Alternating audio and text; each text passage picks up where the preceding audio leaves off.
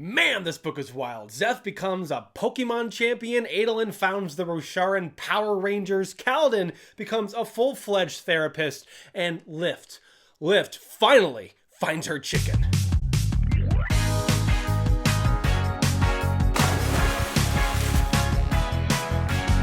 Hey everyone, and welcome to the Sandbox. Whether you've been around for a while or this is your first time seeing me, welcome. I hope you all had a wonderful holiday season and are ready to discuss some Cosmere, or more specifically, some Wind and Truth, the last book of the first sequence of the Stormlight archive. Sanderson has stated many times before that if there was going to be a book that would put his career in jeopardy, it was going to be this one, and suffice it to say, he takes some risks. It's go big or go home time, given that the gloves are now officially off, and there are plenty of risks taken here. Sanderson is absolutely swinging for the fences. But did he deliver? Well, today I will hopefully help answer that question. Whether it's giving you some things to think on after you're reading or helping set expectations before you're reading, my hope is to help unpack this behemoth of a book in a spoiler-free setting. Now, that said, I usually do reserve some time at the end of these videos to discuss some of the bigger spoiler-filled moments and provide some theories of my own. However, I'm going to do you one better. I'll be hosting another Cosmere theory crafting session, this time with my friends from the Silverlight Guide to the Cosmere and Raffo, so that we can discuss some Wind and Truth spoilers at length as we speculate where the overarching story can go in the second half of the Cosmere, especially with Mistborn Era 3 Ghostbloods on the horizon. But that's enough preamble, let's talk some Wind and Truth. Like Ad Nauseam is split into 16 shards, my overall review and rating is also split into 16 factors, and so starting with the writing component as per usual, I think this is where the book falls short the most. I've seen plenty of complaints and rants online since this book's release, and I feel like it mostly has to do with the prose and delivery of information. As I've said, and it's no secret, this is a behemoth of a book, and it's still not as large as Sanderson initially intended, so he had to sacrifice something to make it all work, and unfortunately, the prose was just not up to snuff this time around. The wording was awkward in many places, and it lacked much of the random bouts of beauty that I've come to expect from Sanderson. That's not to say that there aren't beautiful passages or relatable messages. Trust me, there's plenty of that in here. It's just not to the level of the first 4 entries in the Stormlight archive, in my opinion. And honestly, many of the moments that are there felt a little bit clunky to me and maybe a little bit forced, like Sanderson knows that we expected them and so he's incorporated them into part of the formula for these tomes. I just know that there were a few instances during my reading experience where I felt like, man, I feel like I should be tearing up at this moment or maybe taking away some huge insight or life lesson, but this is just lost on me. And I'm sure that there could be a number of factors for why that might be and why this book might be missing for so many people that I've been seeing online. Maybe it's time for Sanderson to try a new editing team, maybe he needs to stop cramming so much into a single volume, I don't know. But honestly, as of this moment, it does feel to me like this book was crafted more for the reread than it was for that first initial read, which is not a bad thing per se, but this is my review for the first read, so yeah. However, all that out of the way, every single other aspect of the writing was top-notch, in my opinion. This book reads like a 1,300 plus page Sanderlanche in a lot of ways, as many have already stated online. But that's in large part thanks to its adrenaline-induced pacing and its crazy high, world-ending stakes at hand. And yet the tone is somehow still wonderfully balanced with lighter aspects within the characterization, scenes of levity, and just the overall themes and lessons. Oh yeah, that's a good stuff. There are so many themes and lessons to unpack and take away, almost too many if I'm being honest, but Sanderson ingeniously and oftentimes delicately explores them from multiple angles with different characters, often mirroring them within the same chapter. And I will say that given the subject matter, it does feel like all these various themes do fit under this umbrella of the main thesis theme of choice. And it's these connective tissues of motifs that help tie together this gigantic tome of a book and make it feel like one fluid, fast-paced, epic adventure. And so, moving on to the adventure itself, how well executed is the story? Now, this is another controversial topic amongst the discourse I've witnessed so far, as some people went in expecting a Hero of Ages type ending with a certain finality to it because they didn't hear Sanderson explicitly state time after time after time that this will not be a hard break, but will contain many cliffhangers to be explored in other series such as Mistborn Era 3, and of course finished within the back half of Stormlight. In other words, this is an ending, not the ending, and it serves more as an Infinity War than an endgame for the overall narrative. Now, again, that's not to say that there aren't notes of finality or endings for certain storylines or character arcs, but as we've heard time after time after time, most of these characters will continue on into the back half with its 10 to 15 year jump still in play, but will take on more background roles as consultants, leaders, mentors, etc., and or will have new character arcs to overcome, which I would expect to be more minor or secondary ones. Much as Kaladin is to the first half, we can expect Lift to serve a similar role in the back half, seeing as she'll kick it off as the Flashpoint POV character for Book 6. Now, all that said, I do still wish that we had a little bit more finality within this book, seeing as how long the wait will be for that next one. I mean, I went in with the right expectations, but remained skeptical because I just wasn't sure if that was the right choice. I'll be the first to eat their words when Book 10 is in our hands and every single loose thread is tied up, every character arc is realized, and everything just sinks into place in a very satisfying way. But it's really hard to say right now that this was the best version, this was the best possible way to execute this approach, given that we still have half the journey left before us. That's not exactly a negative or a positive from me, it's more a neutral statement to warn future readers and again, help temper expectations going into this one. But back to the story components themselves, you know what the objective is going into this book. The characters have 10 days to prepare for a contest of champions and have to deal with certain semi-loopholes that Odium is taking advantage of before that date arrives. The stakes are as high as they've ever been, the very fate of Roshar is to be decided, and the action very much delivers with a variety of scenes and characters, both new and old. And so, speaking of characters, how well did Sanderson utilize them within this story?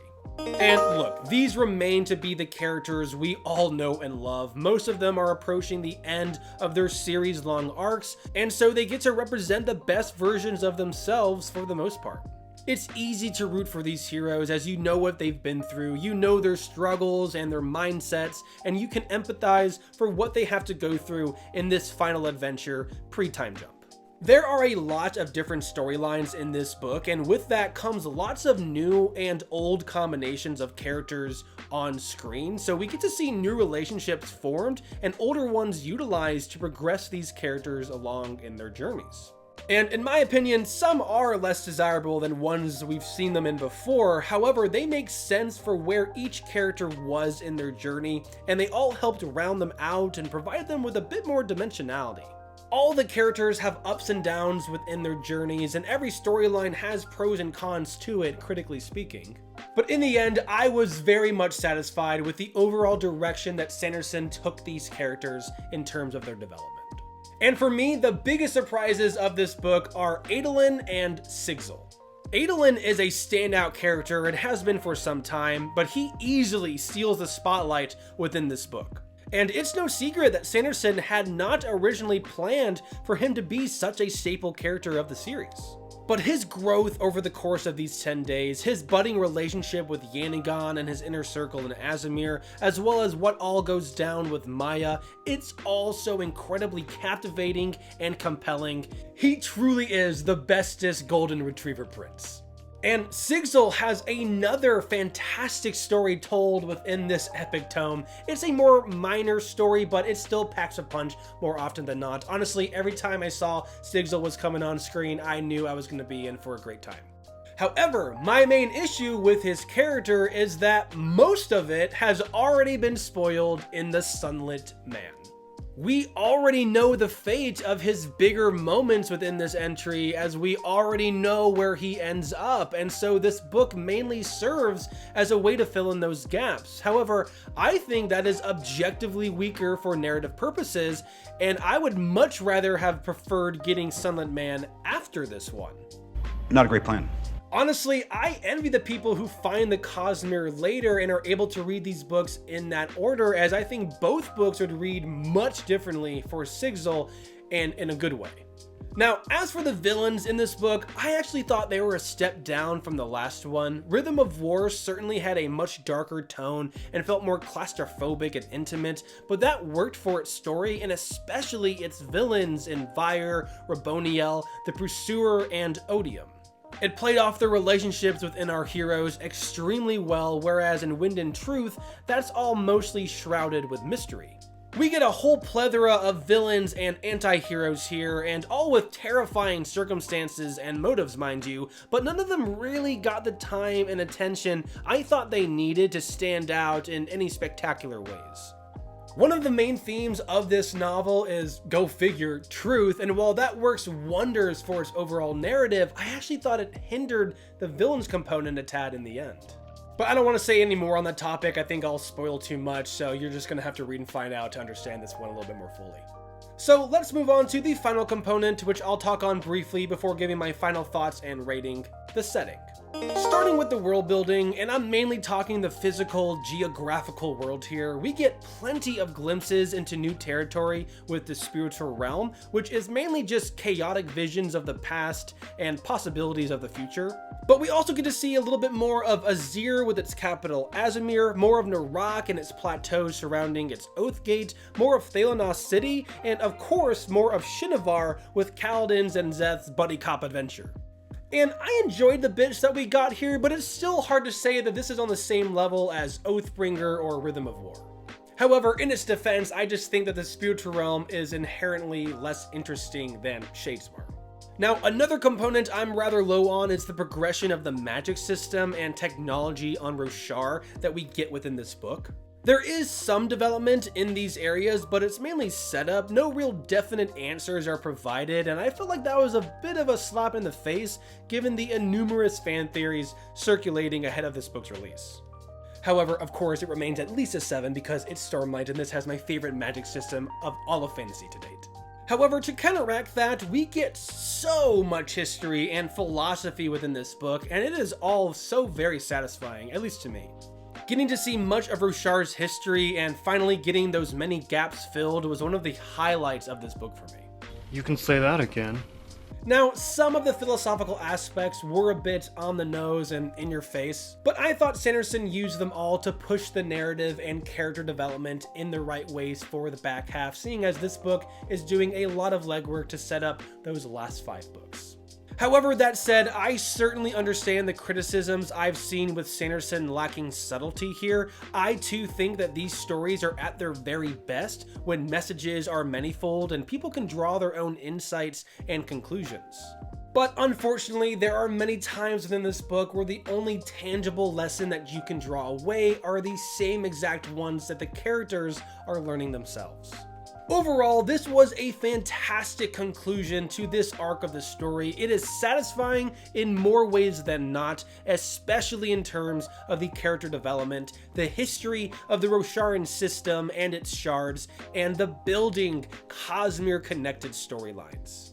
The gloves really are off now, and if anything, this book has only magnified my anticipation for all other Cosmere installments. I have often said that the Way of Kings, Words of Radiance, and Oathbringer have a great flow to them and work as the true first arc of this series or sequence. And I stand by that now, as Rhythm of War and Wind and Truth read very much like a duology. You cannot have one without the other, and both do exceptional work in laying the groundwork for not just the second half of Stormlight, but the second half of the Cosmere. The more I ponder on my final rating, the more I waver. When I look at the downsides, I think it's about on par with Rhythm of War, maybe slightly better. But when I look at the upsides and the grander Cosmere story that needs to be told, Wind and Truth's value as a single entry skyrockets. So I'm going to stay put in the middle for now and rate this one a very solid 9 out of 10, but with upside potential to a 9.25. Oh yeah, it's all coming together. As I've said, I feel like this book was created for that reread, and having already reread the first couple of days myself, that holds very true. It's very possible that I'm giving it a 9 rather than an 8.75 due to recency bias, but again, the more I think about the future books, I do think that they are going to continue to give things to think upon and come back to Wind and Truth with, and just give it that extra dimensionality that I crave. And I have zero doubts that by the end of it all, we're going to come back to Wind and Truth and see just how much foreshadowing was in here for the back half of the Stormlight and the back half of the Cosmere. But those are just my spoiler-free thoughts on the book, and I would love to see yours down in the comments below, so go ahead and drop your ratings and let me know, how do you think this one compares to the other entries in the Stormlight archive so far? And of course, if you enjoyed the video, be sure to let me know by hitting that like button and sticking it to those YouTube algorithm gods. Like I said before, be on the lookout for that upcoming theory crafting video in the very near future. But I've also got a few other Cosmere videos in the works, including yet another collaboration with another Cosmere affiliated channel. So be sure to subscribe and hit that bell button so that you don't miss out on those. But as for now, that's it from me. Thank you all so much for tuning in and sticking around. I will see you all next time.